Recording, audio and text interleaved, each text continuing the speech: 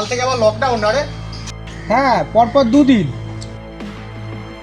এই মালের দোকান খোলা যাচ্ছে রে, তোরা কি কিছু জানিস?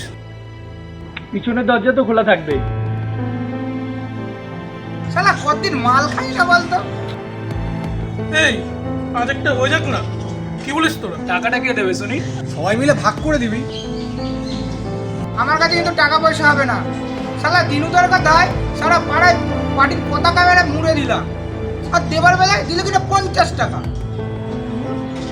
শালা খেটে মরবো আমরা, আর ফায়দা নেবার বেলায় দিনু দা। আরে ফায়দা বলে ফায়দা, দিনু দেয় ক বছরে যা কামিয়েছে ও 3 পুরুষ প্রায় বসে খেতে পারবে। আরে আর এই আমফানে তো সবার সর্বনাশ হলো, আর দিনুদার পৌষ মাস। আমার দিদিমার বাড়িটা ভেঙে গেল, দিনুদার কাছে বাবা টাকা চাইতে গেল, বলে ও তো বাংলা থেকে এসেছে, ভোটার কার্ড হয়নি, টাকা দেওয়া হবে না। অথচ দেখো ওই শালা জগা জগা তো হ্যাঁ, ওই শালা জগা এই সবে মাত্র বাংলা থেকে এসছে, ভোটার কার্ডও হয়নি, ব্যাস 20,000 টাকা পেয়ে গেল। 20,000 দিয়ে দিল। আর বলছি কি, আরে তো সবে এলো মালটা।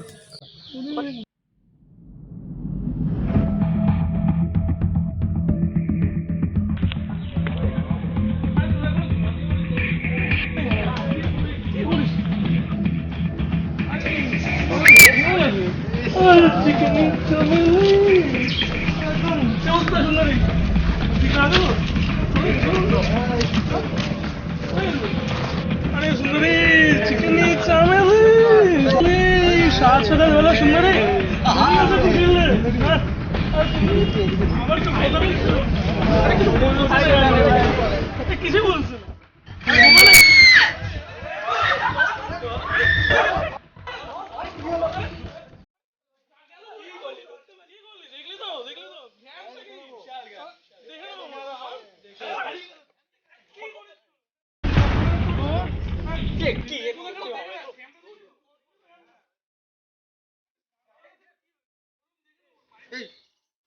মালটা কি রে?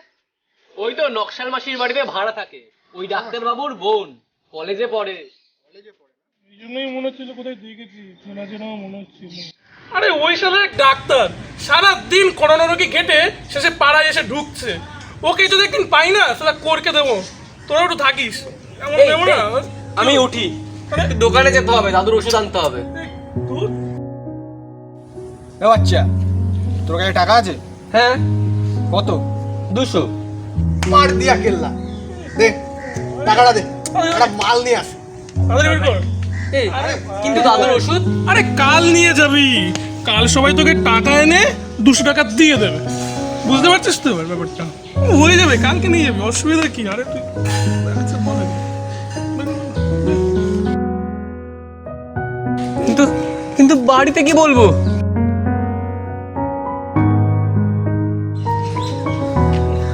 আরে বাড়িতে গিয়ে বলবি দোকানে ওষুধ নেই, কাল এনে দেবে, বুঝলি? এই তো হ্যাঁ বুঝলাম। আরে তুই টাকাটা দে। ওষুধ চাইছো? কিন্তু দাদুর ওষুধ। আরে একদিন ওষুধ না খেলে তোর দাদু মরবে না। আরে মরে দাদু। আরে বের কর। দে দে, টাকাটা দিয়ে দে। দে না।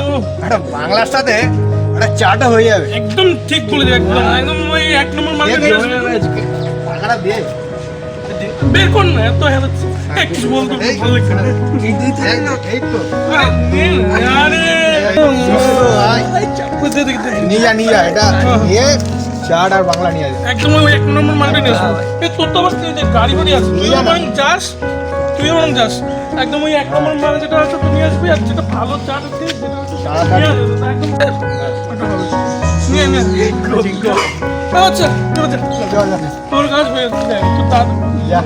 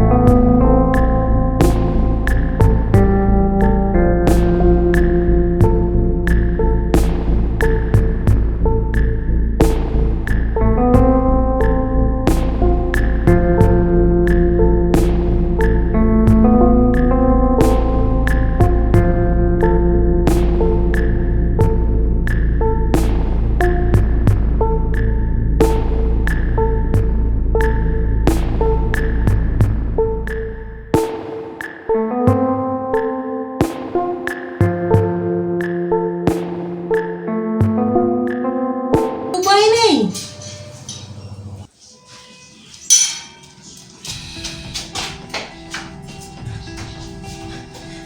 কি রে, হাঁপাচ্ছিস কেন? কি হয়েছে? দেখো না, আমি আসছিলাম আর আর ওই কি হয়েছে? ওই ওই যে রাস্তার মোড়ে বসে থাকে, ওই ছেলেগুলো কি সব বাজে বাজে কথা বলছিল। তা তুই পালিয়ে এলি কেন? তুই রুখে দাঁড়াতে পারলি না? কি বলছেন মাসিমা? অতগুলো বদমাইশ ছেলের সামনে আমি রুখে দাঁড়াবো? আরে ওরা আসলে ভীতু। তুই যদি একবার ওদের সামনে রুখে দাঁড়াস, দেখবি ওরা আর কোনোদিনও তোর সামনে আসবে না। সেই সব সময় নেই মাসিমা। ওরা ভয়ঙ্কর, যা কিছু করতে পারে। ওদের মাথায় রাজনৈতিক দাদাদের হাত। এইরকম অন্যায়ের বিরুদ্ধে একদিন প্রতিরোধ গড়ে উঠেছিল। আমিও সেই প্রতিরোধে সামিল হয়েছিলাম। সেই আন্দোলনের নাম ছিল নকশাল আন্দোলন। ও, তাই বুঝি আপনাকে সবাই নকশাল মাসি বলে ডাকে? ডাকে বুঝি? আমার সামনে কিন্তু কেউ বলে না। আপনি বোমা মেরেছেন? হ্যাঁ, বোমা মেরেছি, বোমা বেঁধেছি, গুলি চালিয়েছি। তবে সে আন্দোলন সঠিক ছিল না। কিছু কিছু নেতার স্বৈরাচারিতায় সে আন্দোলন ব্যর্থ হয়। সব থেকে দুঃখ পেয়েছিলাম যেদিন বিদ্যাসাগরের মূর্তিটা ভাঙা হয়। আন্দোলন জনসমর্থন হারায়। আমার সেজ কাকা ছিলেন ডাক্তার। ওর মতন সৎ চরিত্রবান মানুষ লাখে একটাও পাওয়া যাবে না। আমার ওপর নির্দেশ এলো সেই সেজু কাকাকে গুলি করে খুন করতে হবে। তিনি নাকি শ্রেণী শত্রু। আমি বললাম আমি পারবো না। ওরা বলল পার্টির নির্দেশ অমান্য করলে কঠিন শাস্তি পেতে হবে। সেজু কাকাকে সব খুলে বললাম। রাতারাতি তাকে নিয়ে পালিয়ে গেলাম অন্ধ্রপ্রদেশের গুন্টুরে। দীর্ঘদিন সেখানে কাটিয়ে পরিস্থিতি যখন স্বাভাবিক হলো, তখন বাংলায় ফিরলাম। সে আন্দোলনের থেকে সরে এসেছিলাম, কিন্তু অন্যায়ের সাথে কোনোদিন আপোষ করতে শিখিনি।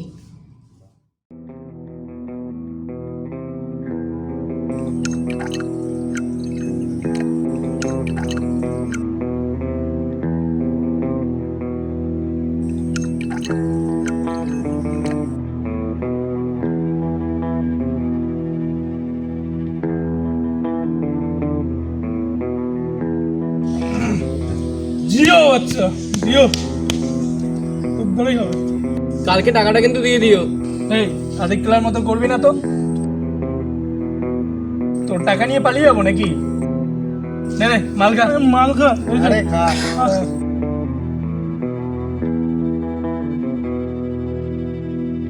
ভাগ্যিস লকডাউনের সময় কালিদা মালের দোকানটা খোলা রেখেছিল। ঠিক ঠিক।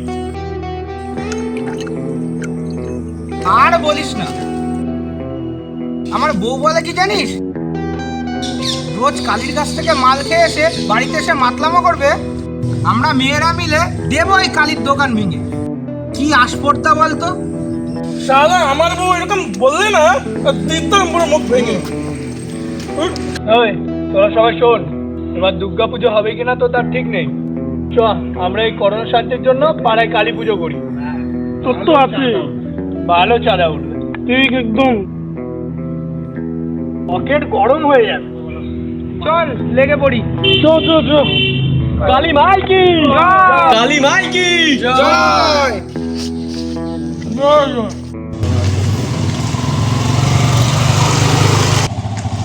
এই, বাড়িতে কি হলো রে বাবা? ডাক্তার নয় তো? হ্যাঁ ডাক্তার। এই চল চল তারকে ধরি। করোনা রোগী ঘেটে পাড়ায় ঢুকছে, ভাইরাস ছড়িয়ে দেবে। ভাই শোন, 5,000-এর নিচে কিন্তু কোনো রফা হবে না। কোনো না। চল সবাই চল।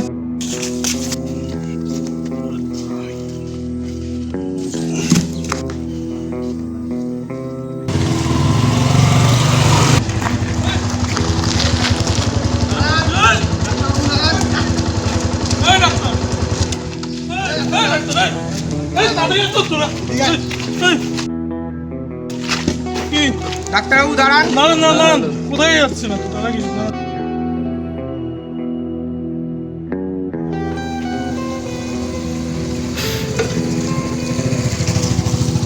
বলো কি ব্যাপার, কোথায় যাচ্ছেন? বাড়িতে, যেখানে থাকি। যাক, করোনা রোগী খেটে বাড়িতে ঢুকছে, আর কি পেয়েছে? ভদ্রভাবে কথা বলো। কি ভদ্রতা শেখাচ্ছেন মশাই? পাড়ায় করোনা ভাইরাস ঢোকাবেন আর আমরা কিছু বলতে পারবো না? আরে পাড়াটা তো আমাদের নাকি? যেখান থেকে এসেছেন সেখানে চলে যান। হ্যাঁ, মুখ সামলে কথা বলবে। জানো এই হ্যারাসমেন্টের জন্য আমি তোমাদের পুলিশে দিতে পারি। পুলিশের ভয় দেখাচ্ছে। এই যে দিনু থেকে চেনেন, ওইসব দারোগা পুলিশ দিনু তো পকেটে রাখে। আমরা এই যে দিনুদার লোক। ফালতু ঝামেলা করবেন না তো ভাই, একটা রফাই আছে। কিসের অফার? মাত্র 5,000 টাকা।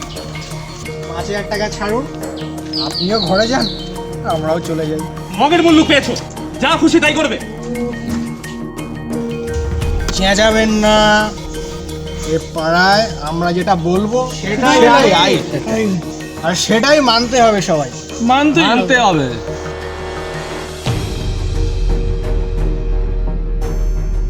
আমি তোমাদের কথা মানবো না। মানতে হবে। আমাদের কথা মানতে হবে। দাদা এসছে বৌদি। ওই ওই বদমাশ ছেলেগুলোর সাথে দাদা ঝামেলা হচ্ছে।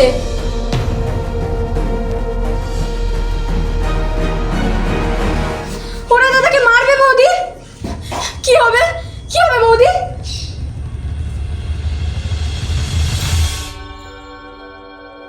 এই দেখি দেখি, এ শর্ত। ও ওরা, দাঁড়া, আমি দেখাচ্ছি তোদের।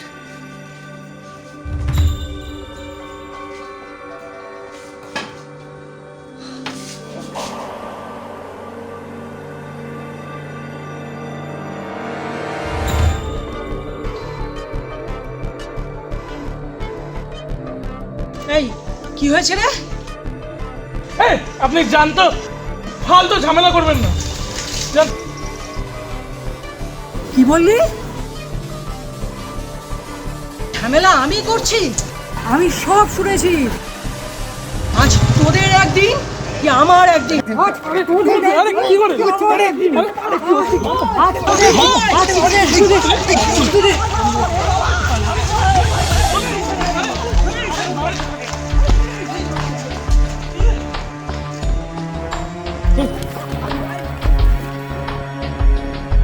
সমাজের জঞ্জাল সব ওদের সাহেস্তা করার জন্য আর একটা আন্দোলনের দরকার। ওরা করোনার চেয়েও ভয়ঙ্কর। এসো ডাক্তার, ঘরে এসো, আর ওদের নামে থানায় একটা ডায়েরি করে দাও।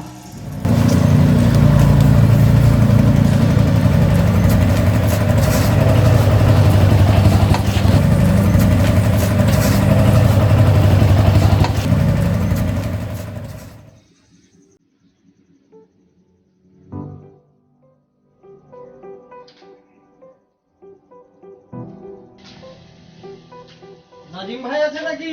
নাজিম ভাই, ও নাজিম ভাই, ও নাজিম ভাই। আরে সদানন্দ, খবর কি? অনেকদিন বাদে দেখলাম। ভালো, কেমন আছো? ওই আছি। ছেলের শরীরটা খুব খারাপ, কাল থেকে খুব জ্বর এসেছে। বলো কি, ডাক্তার দেখিয়েছো? ডাক্তার কি দেখাবো ভাই, জ্বরের কথা শুনেই আগে সবাই বলছে করোনা টেস্ট করাতে হবে। সে তো নয় করাবে, কিন্তু আসল করোনার লক্ষণগুলো আছে কিনা সেটা তো জানা প্রয়োজন। ও হ্যাঁ, একটু আগেই তো দেখলাম আমাদের নকশাল মাসির বাড়িতে যে ডাক্তার ভাড়া থাকে না, আরে ওই ডক্টর সায়ন্তন রায়, উনি কাজ থেকে ফিরেছেন। তুমি ওনার কাছে তোমার ছেলেকে দেখিয়ে নিতে পারো। উনি কি দেখবেন নাজিম ভাই? ওদিকে তো কাণ্ড ঘটে বসে আছে। ওই ডাক্তারবাবু যখন বাড়িতে ফিরছিলেন তখন আমাদের এই পাড়ার মাস্তানগুলো, মানে ওই দিনু ঘোষের সব চেলা, ওরা ডাক্তারবাবুর সঙ্গে প্রচুর ঝামেলা করেছে। শুধু তাই নয়, তার কাছে নাকি টাকাও চেয়েছে। বলো কি, তারপরে? তারপরে আর কি, ওই নকশাল মাসি এলো, এসে ওই গুন্ডাগুলোকে তাড়িয়ে তারপরে ডাক্তারবাবুকে ঘরে ঢুকিয়েছে। ওই দিনু ঘোষে আশকারাতেই তো ওই মস্তানগুলো তো বারবার হতো, ধরাকে সরাগান করছে। এই পাড়ায় কারো সুরক্ষা নেই।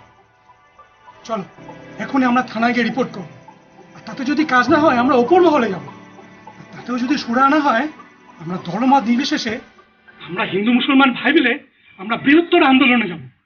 কিন্তু ভাই এখন চলো ওই ডাক্তারবাবুকে বুঝিয়ে বলি, উনি নিশ্চয়ই তোমার ছেলেকে দেখে দেবেন। চলো চলো। চলো।